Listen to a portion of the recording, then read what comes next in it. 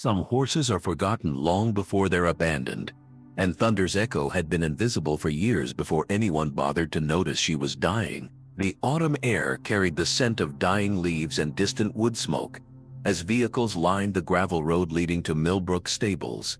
But this wasn't a celebration. The estate sale had drawn vultures in expensive crooks, men with calculators instead of hearts, come to pick apart the remains of what had once been a sanctuary. Among the lots of farming equipment and household goods stood a collection of horses, their eyes reflecting the uncertainty that comes with abandonment.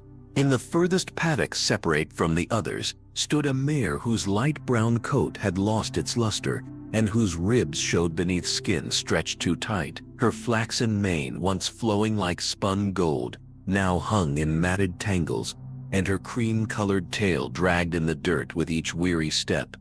Her name was Thunder's Echo, though the auctioneers simply called her Lot. At 17 years old, she carried the weight of neglect like a shroud, her once proud frame now bent with hunger and the deeper ache of being forgotten. The sparse crowd gathered around the makeshift auction ring showed little interest in the older horses, their attention focused on the younger stock, with clearer potential for profit. Echo stood motionless, her dark eyes scanning the faces that looked through her rather than at her, searching for something she had learned not to expect. The morning mist clung to the fence posts like ghosts of better days, and somewhere in the distance, a barn owl called out in broad daylight, as if the natural order had shifted along with everything else at Millbrook. Men in pressed shirts and clean boots walked past her paddock, without slowing, their conversations drifting on the cool air, like smoke from distant fires. They spoke of bloodlines and potential, of market values and breeding prospects, but their words never landed on the mare, who stood watching, with eyes that had seen promises broken and dreams sold to the highest bidder. Echo's breath came in small clouds that dissipated quickly, much like the hope that had once lived behind those intelligent eyes. The auctioneer's assistant had already moved her paperwork to the bottom of the stack, a gesture that spoke louder than any words about her perceived worth. In a world where value was measured in ribbons won and foals produced, an aging mare with no pedigree papers was little more than a liability waiting to be resolved. The morning sun climbed higher, casting long shadows across the paddock where Echo waited, her patience worn thin by years of learning that waiting rarely led to anything worth having. Yet something in her posture suggested that despite everything, some flicker of dignity remained unbroken, some core of self that no amount of neglect had managed to extinguish completely. Sometimes salvation arrives in the form of someone who never intended to save anyone, least of all themselves. Sarah Mitchell had not planned to attend the auction at all, her morning coffee still cooling on the kitchen counter of her rented cottage, when the distant sound of diesel engines and raised voices drifted up from the valley below. The 30-year-old physical therapist had come to this corner of the world 3 months earlier, seeking a fresh start after a divorce that had left her questioning everything she thought she knew about herself and her capacity for judgment. At 30, she moved with the quiet confidence of someone who had learned to rebuild from the ground up, her auburn hair catching the autumn light, her clothes practical but chosen with care. The morning had begun like any other, with plans to tend her small garden and perhaps drive into town for groceries. But curiosity had pulled her down the winding road toward Millbrook stables like gravity draws water downhill. She had always been drawn to healing, whether working with patients recovering from traumatic injuries or coaxing life from the stubborn soil behind her cottage, but she had never owned a horse. The closest she had come to equine experience was childhood visits to her grandmother's farm, where an old pony named Buttercup had taught her the delicate art of earning trust rather than demanding it. Something about the neglected mare in the far paddock called to her, a recognition that passed between wounded souls across the species divide. While other bidders dismissed Echo as a lost cause, their conversations focused on younger horses with clearer potential for profit. Sarah found herself drawn to the paddock where the light brown mare stood apart from the others. The flaxen mane that hung in tangles still caught the sunlight in a way that suggested former beauty, and the dark eyes that surveyed the crowd held an intelligence that spoke of dignity unbroken despite circumstances. The auctioneer's voice carried across the field with weary efficiency, moving through the lots with businesslike detachment. But when he reached Echo, his tone shifted to something almost apologetic. The mare had been moved to the auction ring, her cream-colored tail dragging slightly in the dust, her ribs visible beneath skin that had known too much hunger for too long. The bidding started low and stayed there, the silence stretching between half-hearted offers that felt more like charity than genuine interest. Sarah watched from the edge of the crowd as potential buyers shook their heads or turned away entirely, their body language speaking louder than words about Echo's perceived worth. When the auctioneer called for final bids, his voice carrying the resigned tone of a man accustomed to disappointment, Sarah raised her hand with a firmness that surprised even herself. The most dangerous part of rescue isn't the saving. It's the moment when you realize you might be the one who needs saving most.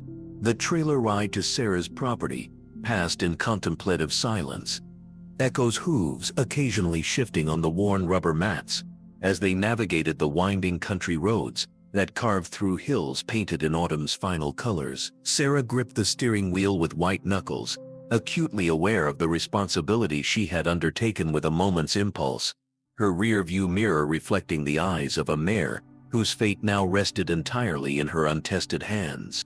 Her rented property consisted of 5 acres carved from rolling hills, with a small barn that the landlord had mentioned in passing, and a pasture that hadn't seen horses in over a decade. The fencing was intact but weathered, the posts leaning at angles that spoke of time's patient erosion, and the water troughs bore the green patina of algae that had grown undisturbed for seasons. The hay stored in the loft carried the musty scent of neglect, its golden color faded to something closer to dust than nourishment. Echo emerged from the trailer with cautious steps, her pale mane lifting in the breeze as she took in her new surroundings, nostrils flaring to catch the unfamiliar scents of wildflowers and fresh grass that grew thick along the fence line. The afternoon light caught the lighter strands of her coat, revealing hints of the beauty that had been buried beneath months of neglect. Sarah watched from a respectful distance as Echo explored the boundaries of her new world, noting how the mare moved with deliberate care, testing each step as if expecting the ground to disappoint her. The pasture grass was thick and green, untouched by grazing, and Echo lowered her head to sample it with the tentative hunger of someone who had learned not to trust abundance. Her cream-colored tail swished slowly as she moved, no longer dragging in the dirt, but lifted with the first whisper of confidence. The barn doors stood open, revealing stalls that smelled of old wood and forgotten purpose, waiting to be filled with life again. As the sun began its descent behind the hills, painting the sky in shades of amber and rose, Sarah found herself standing at the kitchen window, watching Echo's silhouette against the darkening pasture. The mare had claimed a spot near the center of the field, equidistant from all boundaries, as if she needed to see all possible exits before she could allow herself to rest.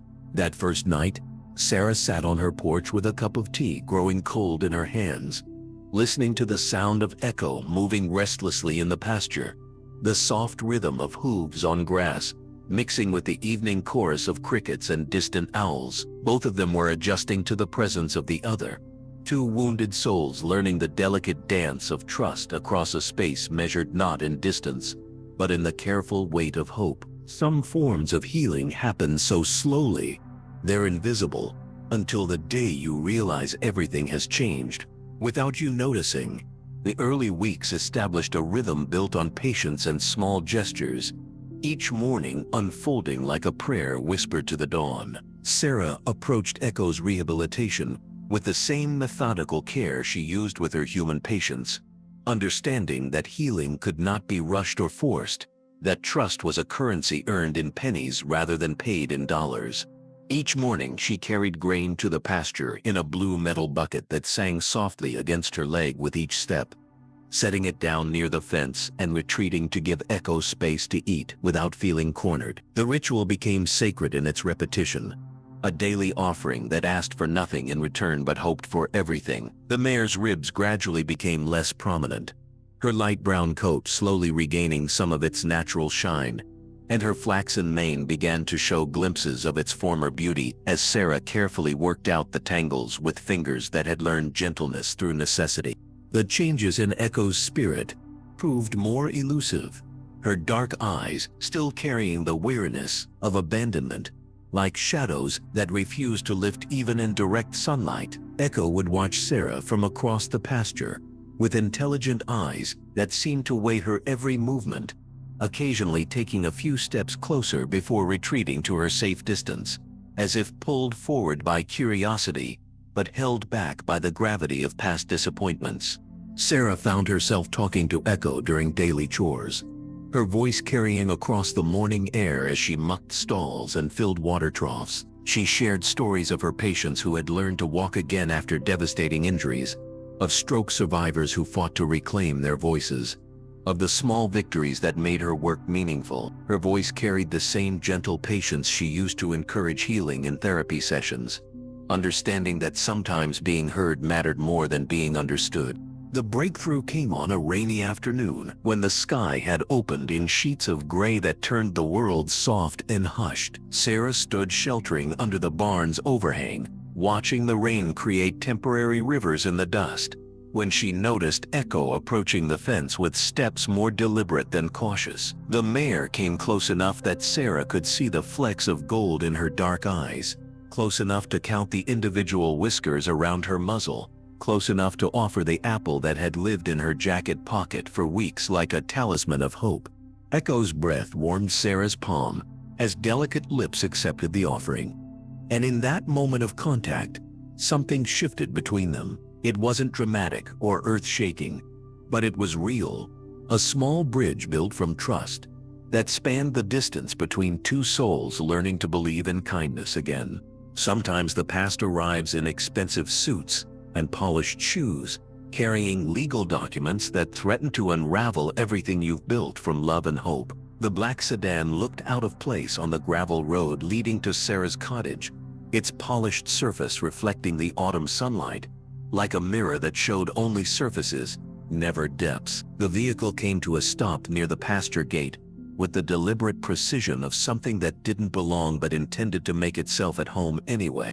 Two men emerged, their expensive suits and confident bearing marking them as representatives of something official and potentially threatening. The older man moved with the calculated grace of someone accustomed to being listened to without question, his silver hair perfectly arranged despite the country breeze, his shoes unmarked by the dust that seemed to cling to everything else in this rural corner of the world. His companion remained a step behind, clipboard in hand, and eyes already cataloging the property with the detached efficiency of an appraiser measuring worth in dollars rather than sentiment.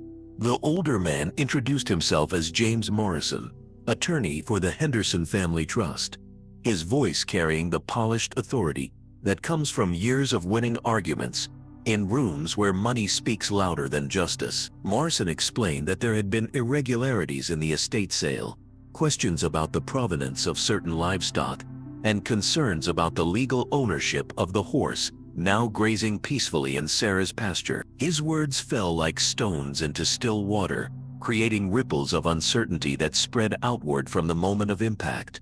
Echo herself seemed to sense the tension, raising her head from the grass to study the newcomers with alert suspicion, her flaxen mane catching the light as her ears swiveled toward the conversation. Her cream-colored tail swished with nervous energy, and she took several steps toward the fence as if drawn by the same instinct that makes wild animals approach forest fires, compelled by danger they don't fully understand. Sarah listened with growing unease as Morrison detailed the legal complexities surrounding Echo's sale, his explanations wrapped in the kind of bureaucratic language designed to confuse rather than clarify. He spoke of contested wills and family disputes, of assets that might have been improperly distributed, suggesting that the mare might need to be returned pending further investigation. The conversation carried undertones of bureaucratic intimidation, veiled threats, wrapped in legal terminology that felt both abstract and deeply personal.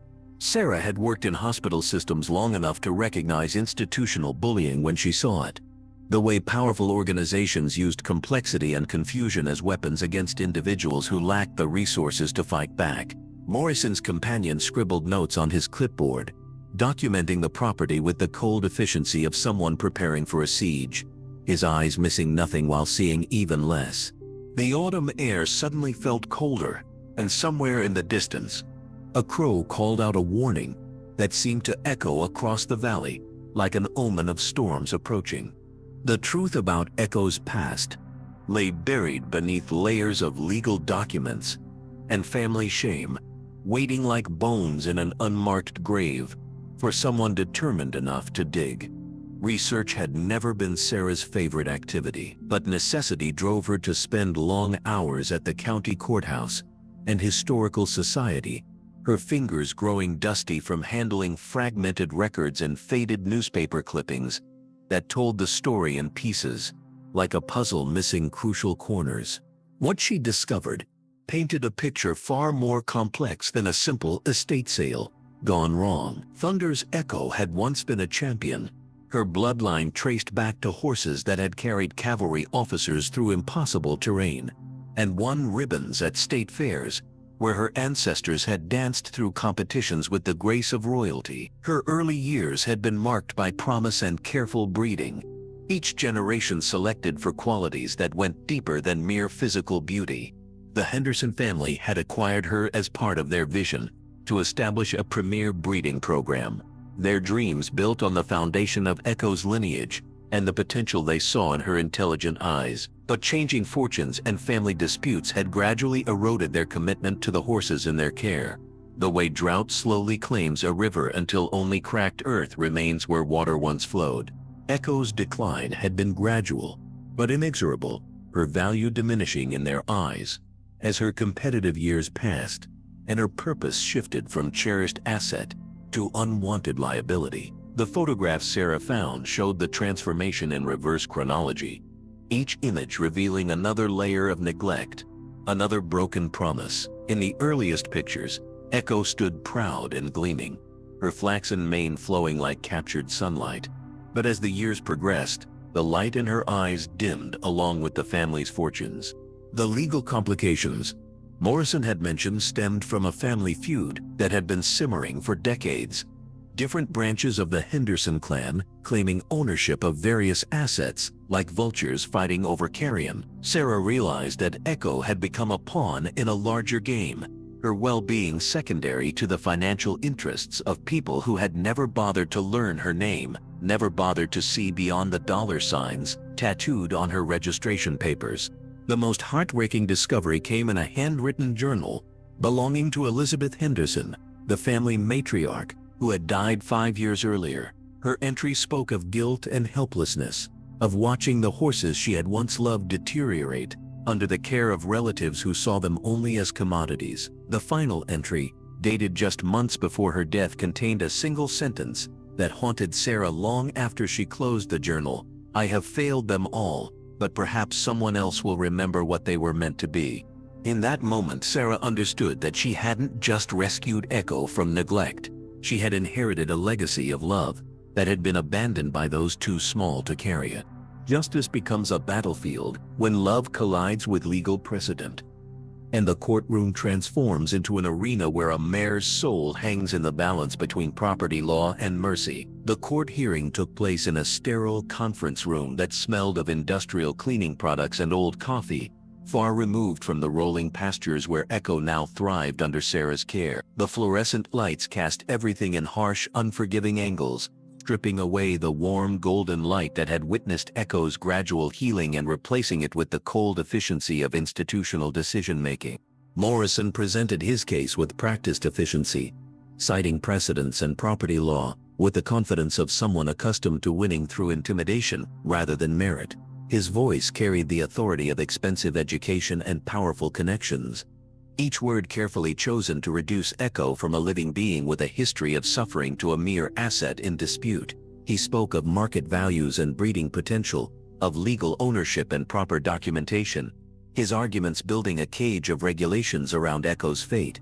Sarah had hired David Walsh, a local attorney whose modest office above the hardware store belied his fierce dedication to cases that mattered more than they paid. Walsh made up for his modest fees with passionate preparation and genuine understanding of the issues at stake. His weathered briefcase containing not just legal documents, but photographs of Echo's transformation, veterinary records that told the story of her recovery, in clinical terms that somehow failed to capture the miracle of her healing. The Henderson family members who attended seemed more interested in the potential monetary value of Echo than in her actual welfare. Their questions focused on breeding rights and sale prices, rather than the mare's health or happiness. They sat in a rigid row, their expensive clothes and carefully neutral expressions revealing nothing of the family dynamics that had allowed Echo to deteriorate in the first place. Their eyes held the calculating gleam of people who had learned to see the world through spreadsheets rather than through hearts. Sarah testified about Echo's condition when she acquired her, her voice steady despite the tremor in her hands, as she described the mare's neglect and the gradual improvement in her physical and mental state under her care. The veterinary records documented the medical facts, but they couldn't capture the morning Echo had first approached the fence voluntarily, or the way her eyes had begun to shine again with something approaching trust. The hearing stretched across 2 days, with expert witnesses testifying about equine welfare and property rights, their clinical language creating a strange disconnect between the sterile conference room and the living, breathing creature whose fate they debated. But beneath all the legal complexity, the underlying question remained heartbreakingly simple. Was Echo property to be distributed among heirs, or a living being whose welfare took precedence over financial considerations? The answer would determine not just Echo's future, but whether love could triumph over law. Love doesn't arrive with fanfare, but grows in the quiet spaces between heartbeats, in the gentle repetition of care that transforms strangers into family. While the legal battle continued to rage in sterile conference rooms, filled with the sharp edges of human ambition, Sarah's relationship with Echo deepened into something approaching partnership, a bond that transcended the crude definitions of ownership that occupied the lawyers and judges. The mare had begun seeking her company with the deliberate intention of someone who had finally decided to trust again. Echo would walk to the fence when she saw Sarah approaching, her flaxen mane catching the morning light like spun gold, nickering softly in greeting with a sound that held both welcome and gentle reproach for any absence that had lasted too long. She allowed Sarah to brush her coat with long, patient strokes that revealed the true beauty hidden beneath months of neglect, and to check her hooves without the resistance that had once marked every interaction with suspicion. Dr. Amanda Rivera, the veterinarian who had been monitoring Echo's recovery, marveled at the transformation not just in her physical condition, but in her demeanor, noting how the mare's eyes had regained their brightness and her movements their natural grace. The clinical measurements told one story of healing, but Rivera recognized that the deeper restoration happening between Sarah and Echo belonged to a realm that transcended medical terminology.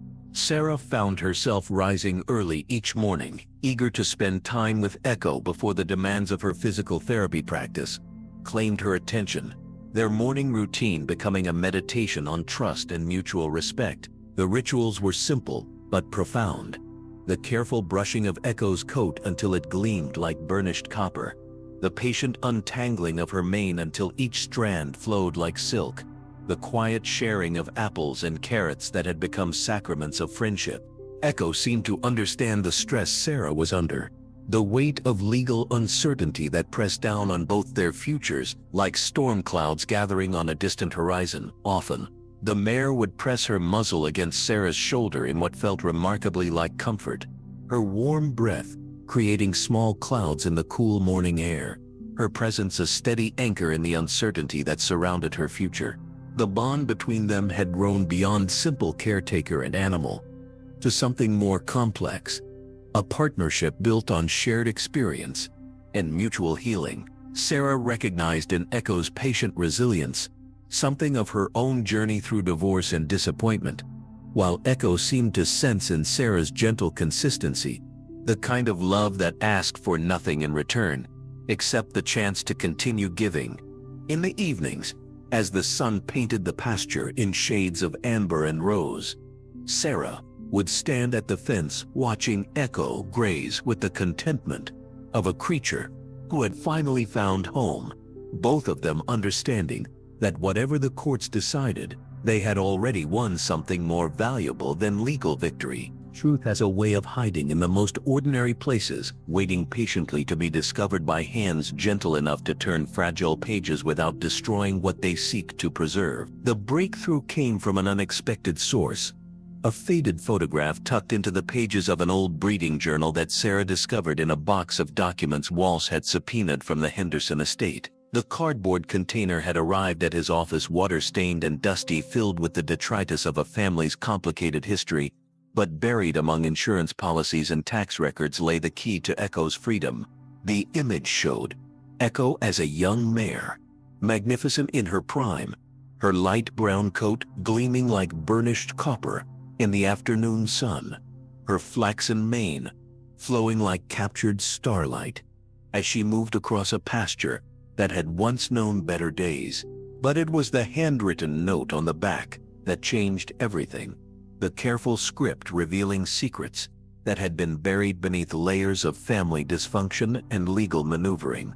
The writing belonged to Elizabeth Henderson, the family matriarch, who had died 5 years earlier, her words carrying the weight of final confessions and desperate hopes.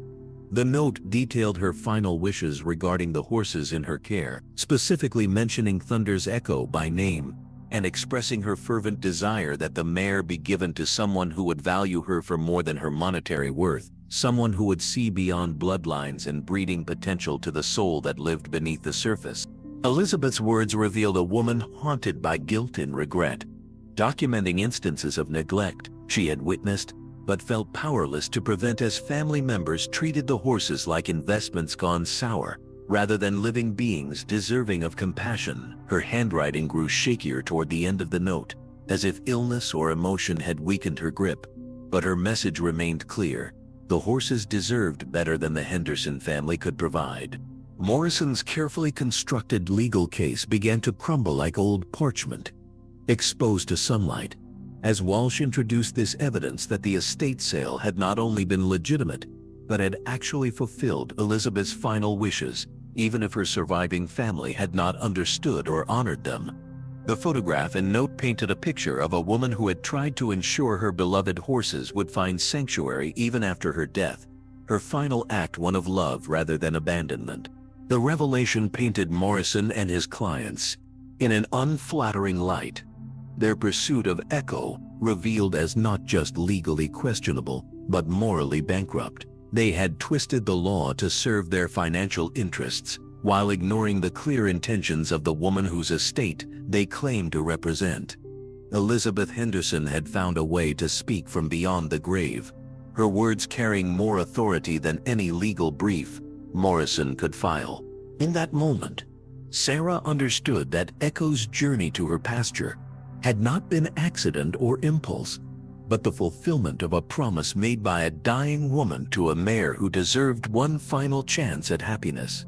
Sometimes justice arrives, not with fanfare, but with the quiet authority of truth, finally given voice, and Echo's freedom came wrapped in the measured words of a judge who understood that some bonds transcend the cold mathematics of ownership. The judge's ruling came on a crisp November morning, his words carrying the weight of legal precedent, but also an underlying recognition of the bonds that transcend property law. The courtroom fell silent as he delivered his decision, with the careful precision of someone who understood that lives hung in the balance of his words. Echo would remain with Sarah, the court finding that her sale had been legitimate and that her welfare was best served by continuing in her care. Morrison's clients were ordered to pay court costs and legal fees, their attempt to reclaim Echo serving only to strengthen Sarah's legal claim to her. The irony wasn't lost on anyone present, that their greed had ultimately sealed their defeat, their pursuit of money revealing the very callousness that made them unfit guardians. The victory felt both triumphant and anticlimactic. Months of stress and uncertainty resolved by a few sentences from the bench.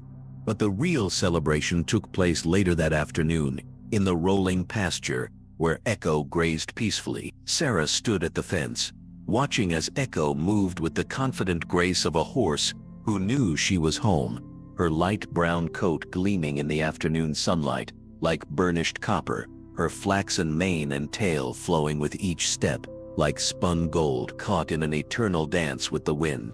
Dr. Rivera pronounced her in excellent health, both physically and mentally, transformed from the neglected mare of 6 months earlier into a horse whose dignity had been fully restored. The veterinarian's clinical assessment couldn't capture the deeper truth that was visible in Echo's bright eyes and fluid movements.